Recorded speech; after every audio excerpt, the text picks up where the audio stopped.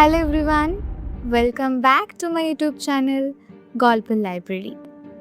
আজ আমি তোমাদের একটি ভৌতিক কাহিনী শোনাতে চলেছি। গল্পের নাম অভিশপ্ত হীরা, লেখক কাউন্ট লুই হ্যামন। বিখ্যাত প্রেততত্ত্ববিদ নিপো কিরো একদিন নিজের বাড়িতে বৈঠকখানায় বসে কাগজপত্র দেখছিলেন। এমন সময় এক ভদ্রলোক তার সঙ্গে দেখা করতে এলেন। পরিচয় পর্বের মধ্যে দিয়ে কিরো জানতে পারলেন যে ভদ্রলোক আমেরিকাবাসী এবং তার নাম হলো হেনরি। শেয়ার বাজারের দালালি করে ভদ্রলোক প্রচুর টাকা আয় করেছেন। ভদ্রলোককে বেশ দুশ্চিন্তাগ্রস্ত মনে হলো। কিরো আন্দাজ করলেন নিশ্চয়ই কোনো সমস্যায় পড়ে উনি তার কাছে এসেছেন, কিন্তু সমস্যাটা খুলে বলতে তিনি যেন কুণ্ঠাবোধ করছেন। তাকে উৎসাহ দিয়ে কিরো বললেন, বলুন, আপনার সমস্যাটা কি? আমি যে সমস্যায় পড়েছি একথা আপনাকে কে বলল? ভদ্রলোক অবাক হয়ে জিজ্ঞেস করলেন। আপনিই বললেন। মৃদু হেসে কিরো উত্তর দিলেন। আমি? ভদ্রলোক আরো বিস্মিত। হ্যাঁ, আপনি নিজে না বলুন, আপনার মুখ চোখের ভাব কিন্তু সে কথাই বলছে। তাহলে এতদিনে আমি বোধহয় ঠিক জায়গায় এসেছি। হেনরির গলার স্বরে স্বস্তির সুর পাওয়া গেল। এবার বলুন আপনার সমস্যাটার কথা। ইতস্তত করবার কোনো কারণ নেই। কিরো ভদ্রলোককে উৎসাহিত করবার চেষ্টা করলেন। আচ্ছা, মিস্টার হ্যামন, কিরোর আসল নাম কাউন্ট লুই হ্যামন। কিরো হলো ছদ্মনাম। আপনি তো দীর্ঘকাল প্রেততত্ত্ব নিয়ে গবেষণা করেছেন। আপনি কি বিশ্বাস করেন যে বহুকাল আগে মৃত কোনো ব্যক্তির আত্মা প্রতিশোধ নেবার জন্য তৎপর হয়ে উঠতে পারে? এ প্রশ্ন করছেন কেন? কারণ আছে। কিছুক্ষণ চুপ করে রইলেন ভদ্রলোক। বোধহয় যেসব কথা বলবেন সেগুলি গুছিয়ে নিলেন মনে মনে। তারপর সমস্ত দ্বিধাদ্বন্দ্ব ঝেড়ে ফেলে বললেন, আমি কেবল দালালি করে এই যাবজ্জীবন কাটাইনি, কিছুটা পড়াশোনাও করেছি। প্রাচীন ইতিহাস, বিশেষ করে প্রাচীন মিশরের ইতিহাস ছেলেবেলা থেকেই আমার মনকে টেনেছে। মিশর সম্পর্কে কিছু দামি আর দুষ্প্রাপ্য পুঁথিপত্র আমার ব্যক্তিগত পাঠাগারে রয়েছে, কিন্তু শুধু বই পড়েই আমি তৃপ্ত হতে পারলাম না। স্বপ্নের দেশ মিশরকে চাক্ষুষ দেখবার জন্য আমি মিশরের পথে পাড়ি দিলাম। ভদ্রলোক থামলেন। মিশর এবং তার প্রাচীন বিদ্যা সম্পর্কে আমার মনেও খুব কৌতূহল। আমিও মিশরে গিয়েছিলাম। কিরো বললেন, তাই নাকি? তাহলে তো ভালোই হলো। দেখুন তো, এই জিনিসটা চিনতে পারেন কিনা? ভদ্রলোক পকেট থেকে একটা প্যাকেট বার করলেন। তারপর প্যাকেট খুলে বের করলেন একখানা মূল্যবান হিরে। আলোর স্পর্শে হিরেখানা জলজল করে উঠল। শুধু প্রেততত্ত্ব নয়, পুরাতত্ত্ব নিয়েও কিরো অনেক গবেষণা করেছেন। দেখেই তিনি বুঝতে পারলেন ওখানা মিশরীয় হিরে। মিশরের কোনো ফ্যারাওয়ের মমির ব্যান্ডেজের বুকের কাছে হিরেখানা স্টিল হিসেবে লাগানো হয়েছিল। হীরাখানাকে কাটা হয়েছে এমনভাবে যে দেখলে মনে হয় ঠিক যেন একটা বাদুড়ের মুখ। হীরাখানার এইরকম বিশেষ গড়ন দেখে কিরো বুঝতে পারলেন যে ওখানে ফ্যারাওয়ের ফুফুর বংশের কোন নরপতির সমাধি থেকে সংগ্রহ করা হয়েছে। কেননা ওই বংশেই, অর্থাৎ মিশরের চতুর্থ রাজবংশই সাদা বাদুড়কে প্রতীক চিহ্ন হিসেবে ব্যবহার করত। হেনরির দিকে তাকিয়ে কিরো বললেন, জিনিসটা কি তা আমি বুঝতে পেরেছি। এর তাৎপর্য আমার অজানা নয়। এখন প্রশ্ন হলো, জিনিসটা আপনার হাতে এলো কি করে? কিরোর প্রশ্নের উত্তর না দিয়ে উত্তেজিতভাবে হেনরি বলল, জানেন, এই অভিশপ্ত হিরেখানা আমাকে সর্বনাশের পথে নিয়ে যাচ্ছে। আমার স্ত্রী অপঘাতে মারা গিয়েছেন, আমার প্রিয় বন্ধু আত্মহত্যা করেছে, আমার টাকা পয়সা তছনছ হয়ে যাচ্ছে। যে কাজে হাত দিচ্ছি আসছে কেবল ব্যর্থতা আর অসাফল্য। হ্যাঁ, আমাকেও হয়তো শেষ পর্যন্ত মান সম্মান বাঁচাবার জন্য আত্মহত্যার পথ বেছে নিতে হবে। উত্তেজিতভাবে এতগুলো কথা একসঙ্গে বলে হেনরি হাঁফাতে লাগলেন। কি করে হিরেখানা আপনার হাতে এলো তা কিন্তু আপনি এখনো বলেননি। আপনি সব কথা খুলে বলুন, আমি সাধ্যমতো আপনাকে সাহায্য করবার চেষ্টা করব। কিরার কথায় কিছুটা স্বস্তি পেলেন হেনরি। আরও কিছুক্ষণ চুপ করে থেকে তিনি বললেন, আমার সব কথা আপনি বিশ্বাস করবেন কিনা জানি না, কিন্তু যা বলছি তার প্রতিটি কথা সত্য। অবিশ্বাস করব কেন? বলুন আপনার কাহিনী। আগেই বলেছি, কিছুদিন আগে আমি মিশরে গিয়েছিলাম। সেখানে গিয়ে আমি কেবল আলেকজান্দ্রিয়া আর কায়রোর বিলাসবহুল হোটেলে বসে দিন কাটাইনি। কর্নাক, মেসফিস, থিবিস, পুষ্কর ইত্যাদি প্রাচীন শহরে ঘুরেছি মৃতের উপত্যকায়। ঘুরে ঘুরে অনেকগুলো পিরামিডও আমি দেখেছি। একসময় একদিন শুনলাম একটা পুরনো সমাধিভূমি নাকি খোঁড়া হচ্ছে। স্বাভাবিকভাবেই আমি খুব কৌতূহলী হয়ে উঠলাম। ঠিক করলাম যেখানে খনন হচ্ছে সেখানে অবশ্যই যেতে হবে। কিন্তু কদিন বাদে খবরের কাগজে একটা সংবাদ প্রকাশিত হলো যে জার্মান পণ্ডিত খনন কার্য পরিচালনা করছিলেন, এক আকস্মিক দুর্ঘটনায় তার নাকি মৃত্যু হয়েছে। স্থানীয় লোকদের ধারণা সমাধিভূমির গোপনীয়তা এবং পবিত্রতা নষ্ট করবার জন্যই ওই জার্মান পণ্ডিতের উপর কপরের অভিশাপ নেমে এসেছে। ওই সমাধি এখন যে খনন করবার চেষ্টা করবে তারই প্রেতাত্মার অভিশাপে অপঘাতে মৃত্যু হবে। ভগবানের দয়ায় আমার টাকার অভাব ছিল না। ঠিক করলাম জার্মান পণ্ডিতের আরব্ধ কাজ আমি শেষ করব। কবরের অভিশাপ, জাতীয় কুসংস্কারে আমার কোনো বিশ্বাস ছিল না। কিন্তু কাজ শুরু করতে গিয়ে প্রথমেই মুশকিলে পড়লাম। মুশকিলটা হলো কুলি মজুর জোগাড় করা।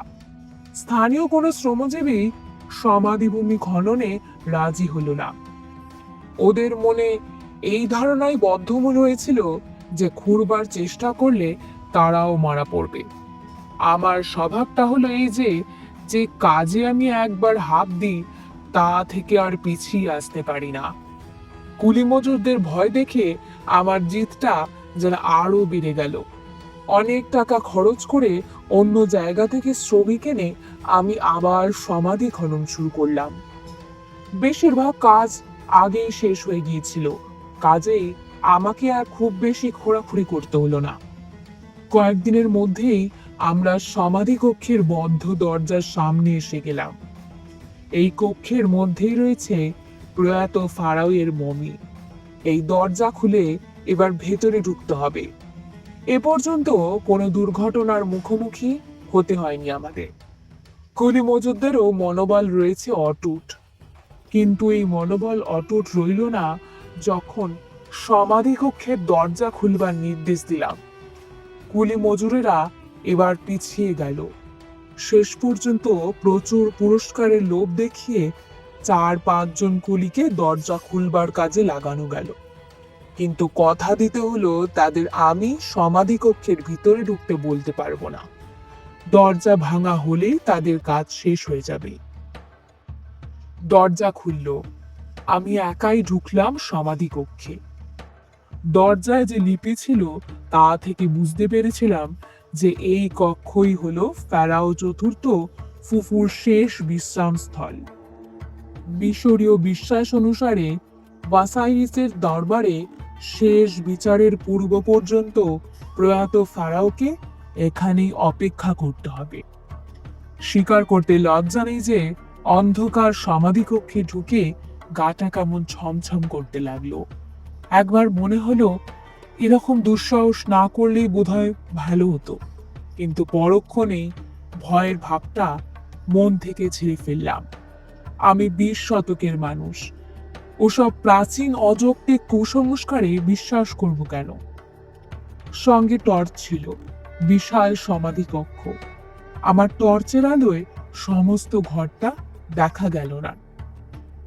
আলো আধো, আধো ছায়া।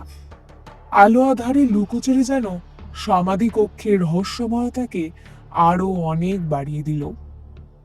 টর্চের আলো ফেলতে ফেলতে এগোলাম। বিশাল ঘরখানার মাঝামাঝি একটা উঁচু বেদি, তার উপরে একটা সোনার কফিন। ওই কফিনের মধ্যেই চিরনিদ্রায় শুয়ে আছেন ফেরাও চতুর্থ ফুফু। কফিনের পাশে একটা স্বর্ণপাত্রে নানান রকম মূল্যবান মণিমাণিক্য। দু হাত ভরে সেই মণিমাণিক্য তুলে পকেটে পুরলাম।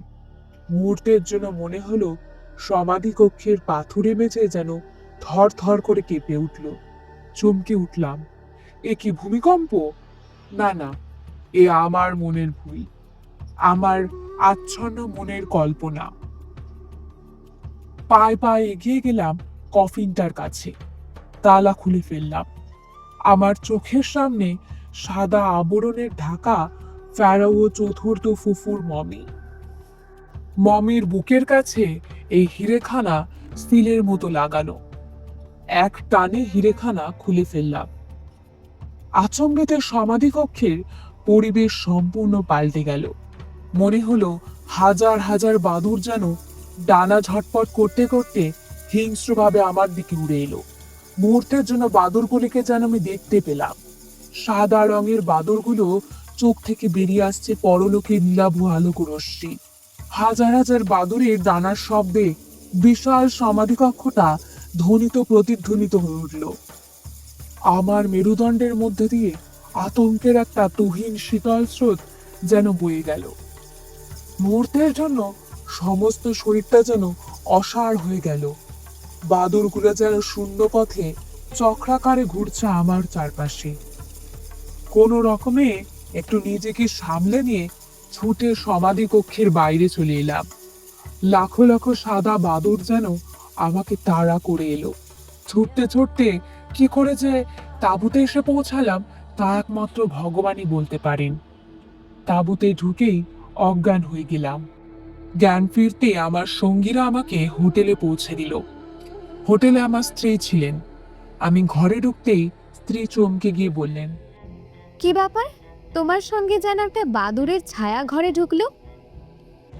ওর কথা শুনে আরো ঘাবড়ে গেলাম। কোনো কথা না বলে বিছানায় মুখ গুঁজে শুয়ে পড়লাম। ঘরের ভিতর তাকাতেও আমার ভয় করছে, যদি বাদুড়ের অপছায়াটা আমার নজরে আসে।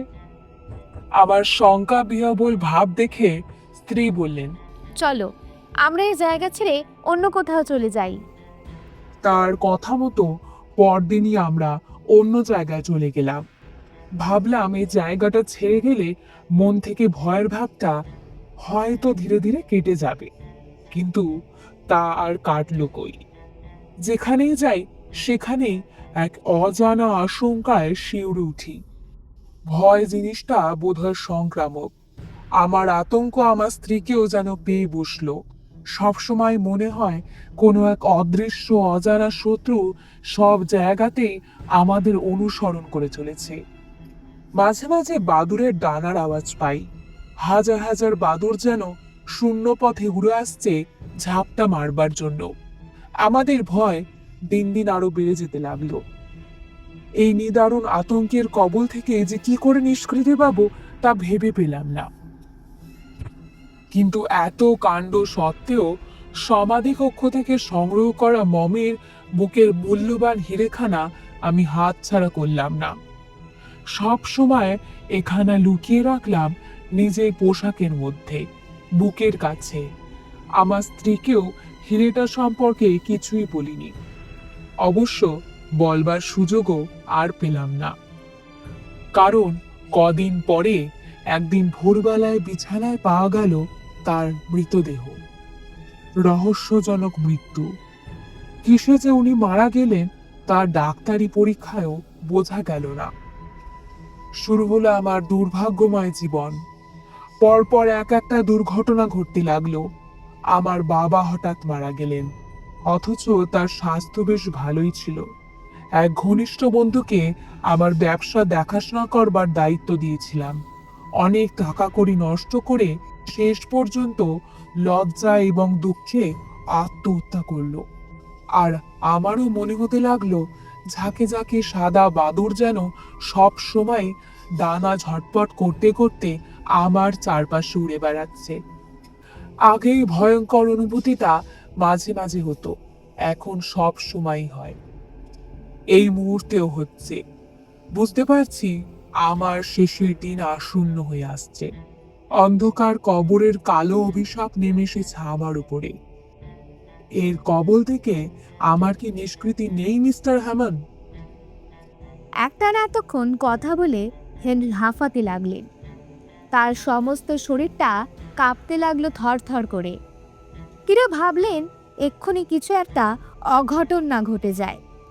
না, সেরকম কিছুই অবশ্য ঘটল না।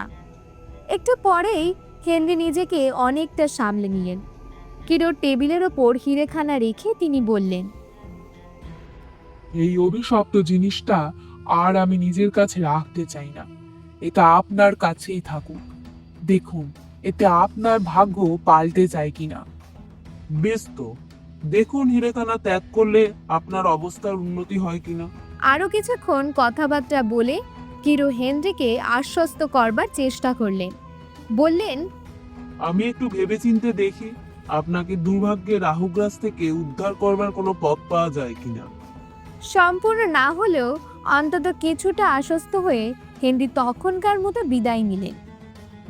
সেদিন রাতেই কিরো একটি বিচিত্র স্বপ্ন দেখলেন তিনি একটা পিরামিডের মধ্যে গিয়ে পড়েছেন।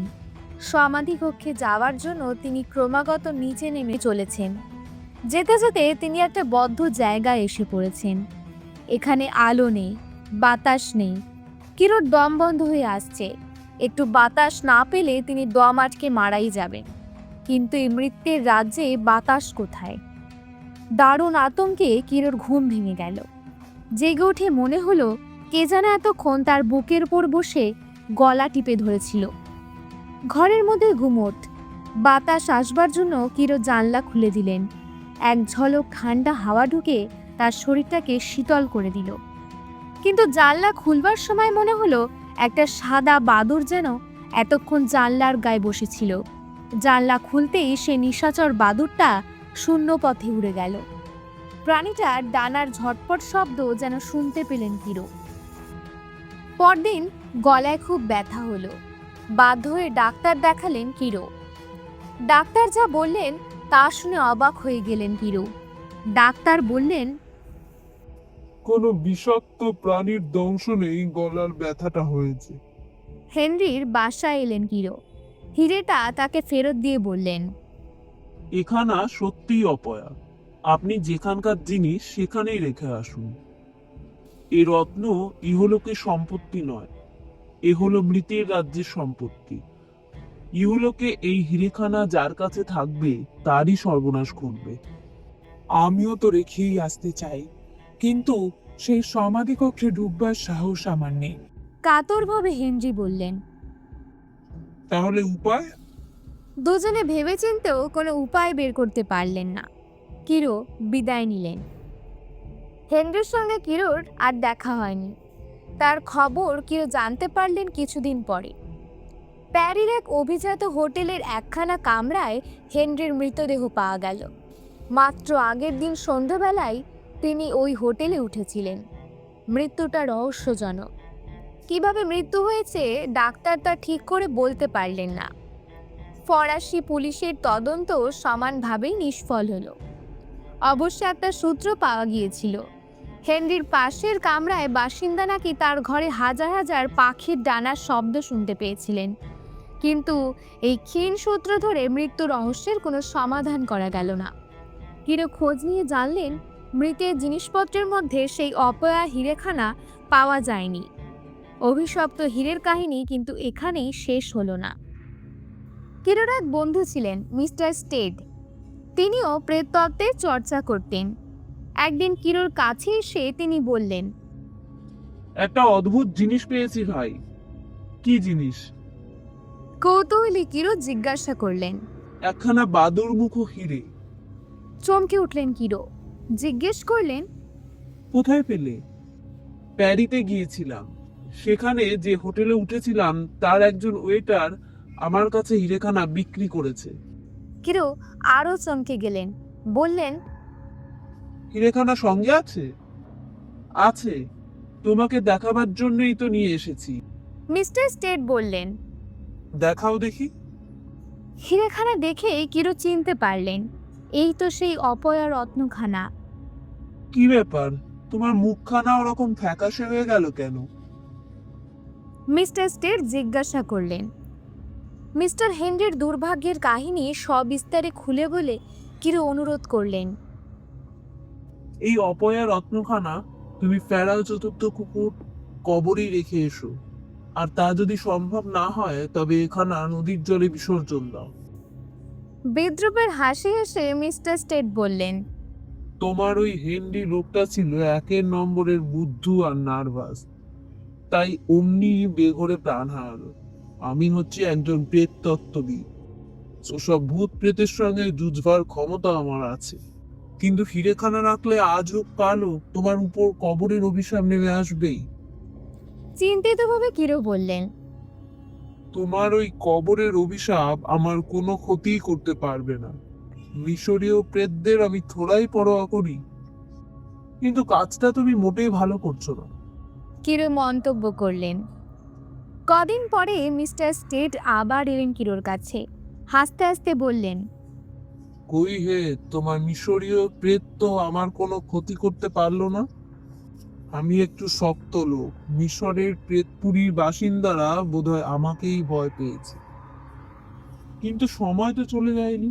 কিরো মন্তব্য করলেন। মিশরীয় প্রেত বোধহয় আর আমার নাগাল পাবে না। আমি আমেরিকা যাচ্ছি, জানো বোধহয় টাইটানিক নামে একখানা বিরাট জাহাজ কদিন বাদেই আটলান্টিক মহাসাগরে পাড়ি দিচ্ছে। আমি সেই জাহাজেরই একজন যাত্রী। আরও কিছুক্ষণ কথাবার্তার পর মিস্টার স্টেট বিদায় নিলেন। কিরো কিন্তু তার সম্পর্কে চিন্তিত হয়ে রইলেন। হীরেখানা ত্যাগ না করলে মিস্টার স্টেটের ওপরও কবরের অভিশাপ যে নেমেই আসবে, এ সম্পর্কে কিরোর মনে কোনো সন্দেহই ছিল না। মিস্টার স্টেটের সঙ্গে কিরোর আর কোনোদিন দেখা হয়নি। কদিন পরেই টাইটানিক জাহাজ সমুদ্র যাত্রা করল। তারপর একটা সংবাদে সমস্ত জগৎ স্তম্ভিত হয়ে গেল। বিশাল টাইটানিক জাহাজ তার সমস্ত যাত্রী আর নাবিক সহ তলিয়ে গেছে উত্তাল আটলান্টিকের অতল তলে। অপয়া হীরেখানা সহ মিস্টার স্টেডের সলিল সমাধি হলো। এমনি করেই নেমে এলো কবরের অভিশাপ। এই খবর পেয়ে কিরো মন্তব্য করলেন, বিধিলিপি কে খণ্ডাতে পারে? Do like, share and subscribe my YouTube channel.